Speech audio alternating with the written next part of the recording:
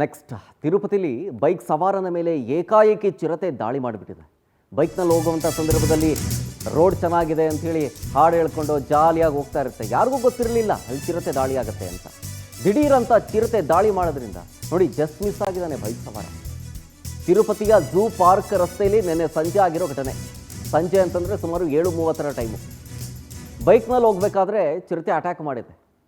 Bike ಸವಾರನ ಹಿಂಬದಿಯಿಂದ ಕಾರಿನ dash ಕ್ಯಾಮ್ನಲ್ಲಿ ಸೆರೆಯಾಗಿದೆ ಆ video.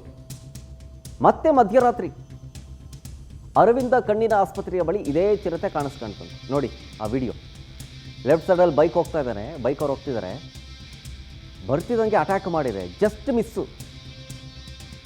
ನೋಡಿ, ಸ್ವಲ್ಪದರಲ್ಲೇ ಮಿಸ್ ಆಗಿದ್ದಾನೆ. ಏನೂ ಆಗಿಲ್ಲ ಅಂತ ಅನ್ಕೋತೀರಿ. ಕಾಲು ಭಾಗದಲ್ಲಿ ಏನೋ, ಕಾಲಿನ ಭಾಗದಲ್ಲಿ ಕಚ್ಚೋದಕ್ಕೆ ಅಂತೇನೋ ಟ್ರೈ ಮಾಡಿದೆ, ಹಿಡ್ಕೊಳ್ಳೋದಕ್ಕೆ ಟ್ರೈ ಮಾಡಿದೆ, ಆಗಿಲ್ಲ. ಬೈಕು ಫೋರ್ಸಲ್ಲಿ ಇತ್ತಲ್ಲ ಸ್ವಲ್ಪ, ಸೊ ಹಾಗಾಗಿ ಏನಾಗಿಲ್ಲ. ಈ ದಾಳಿಯ ದೃಶ್ಯ ಹಿಂದ್ಗಡೆ ಬರ್ತಾ ಇದ್ದ ಕಾರ್ನ ಡ್ಯಾಶ್ ಕ್ಯಾಮ್ನಲ್ಲಿ ಸೆರೆಯಾಗಿದೆ.